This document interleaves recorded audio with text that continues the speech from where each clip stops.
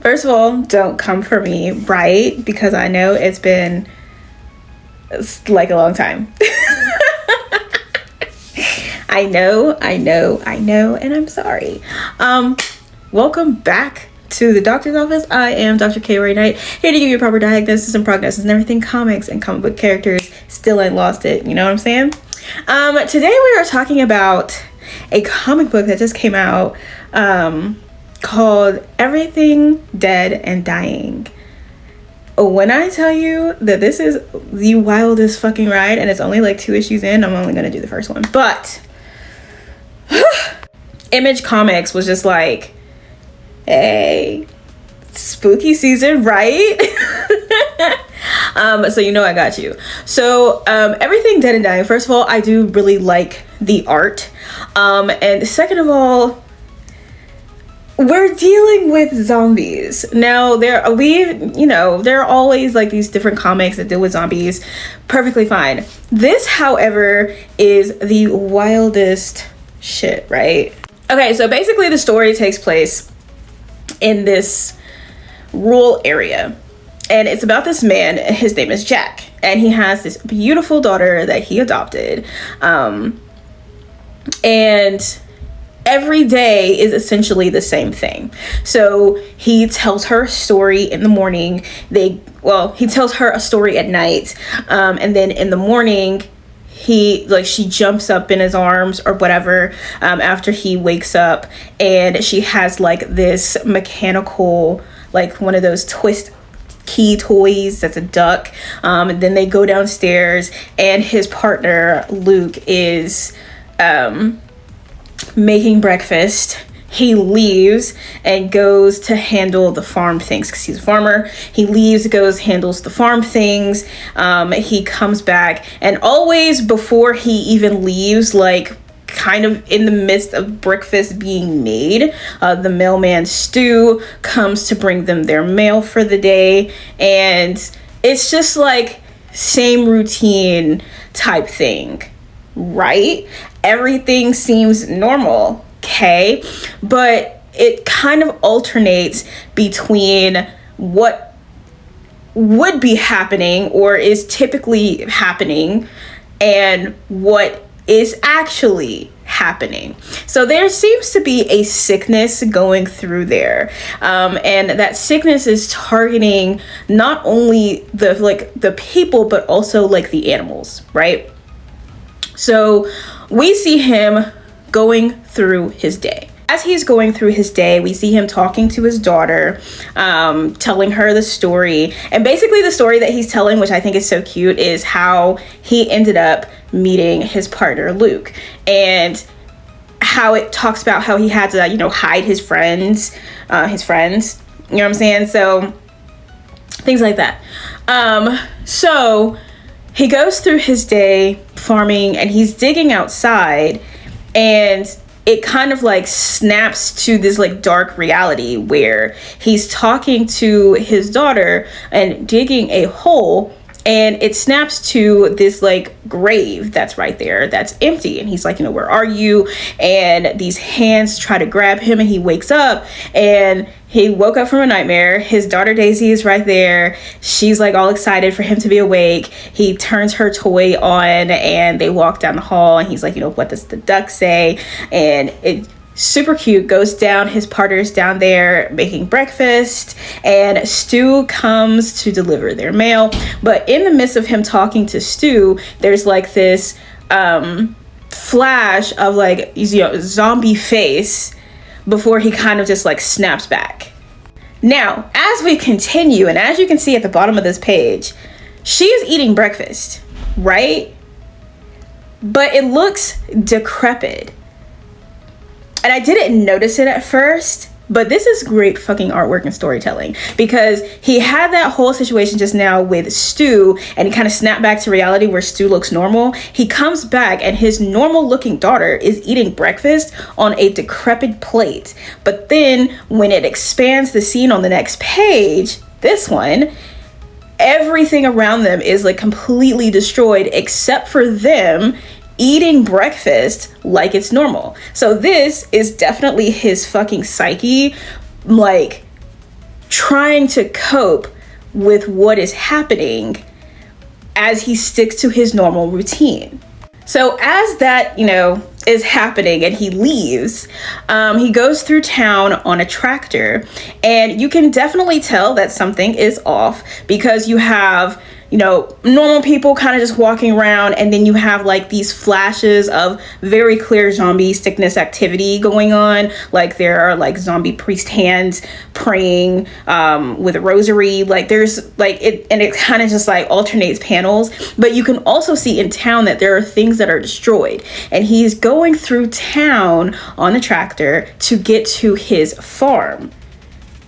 Right, and his farm is behind these like steel gates, and here's where he goes into his farming, where his dog is there instead of at home. Mind you, his dog is there instead of at the house, and he does his farming thing. So like he's feeding the ducks. He's feeding all of the animals, and he's doing his work. He has the dog, and the bell rings for the day, and he's like, damn, is that the day already? Because he's obviously concentrating on work. And he goes back through town where it's dark, and now you can see where all of these like zombified people are walking around. And he says he has to make another stop. He gets back home and he's like, hey, sorry I'm late, honey. I will see you in dreamland. And you can just tell that everything is like all fucked up in his house. Now, here's where my feelings got hurt. He wakes up from that same nightmare that he's been having, and we are in the next day.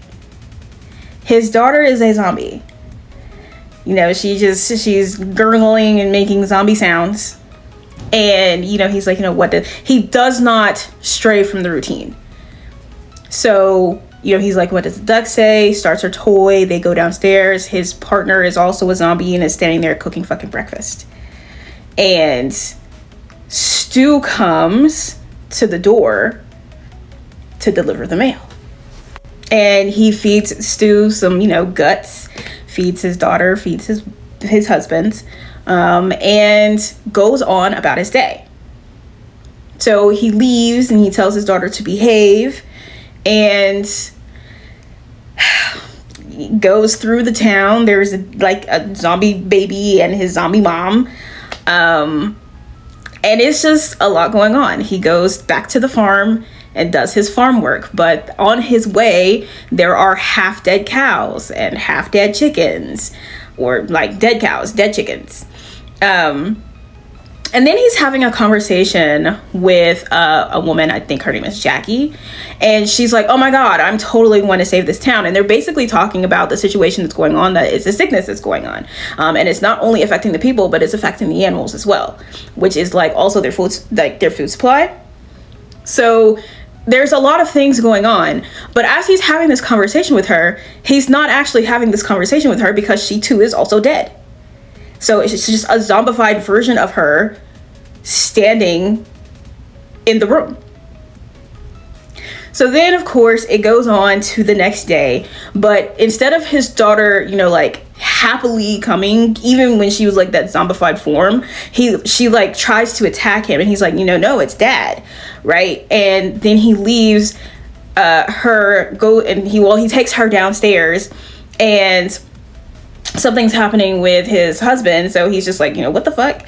And he's trying to get everybody back on track, back on schedule without deviating from the schedule. However, Stu is too early. So he's like, what is going on? Like, you are too early. Stu is zombified, by the way. But as he's saying that Stu is too early, Stu gets shot in the head with a shotgun, and his guts just like his brain matter and everything just go everywhere. And there's this party of people who are fucking normal, and they're like, oh shit, hey, headshot. Hey, like, are you okay? Cool. Like, are you good? That man's whole world is about to come apart right now. When I tell you, I felt so bad for him in this moment because he has taken a lot of time to keep to a schedule. He has been keeping to a schedule like this entire time. And now, even with them being zombies, he never deviated from the schedule. He kept everybody on fucking track, right? And now it's just completely just off the rails. Like, he don't know what's going on. The artwork, again, amazing. Having that contrast of what's actually happening and what's happening in his head is so fucking cool to me. Being able to like distinguish that in the art is so fucking amazing to me. Image Comics really just they were like, hey, look, we're still here, right? I can already tell this story is going to be fire. The second issue, I did already read the second issue. I'm going to reread it. But the second issue is just as fire, like just as fucking amazing. I can already tell I'm going to have so much fun with this. And it is spooky season. So like, of course, again, I do apologize for like, I had to take a break. Y'all just do not understand. I went to a family reunion. And after that, I just, not having to record anything just felt so spectacular. But I really did miss making content. So, of course, I came back to you guys. My favorite patients. Ugh, I love you guys. But, you know, we're back. Okay. But that is it for this episode of The Doctor's Office. If you haven't gotten Midnight Whispers or Salt Blood, please do. You can also go to the Shadow Library, handle that. And I will see you guys at your next checkup.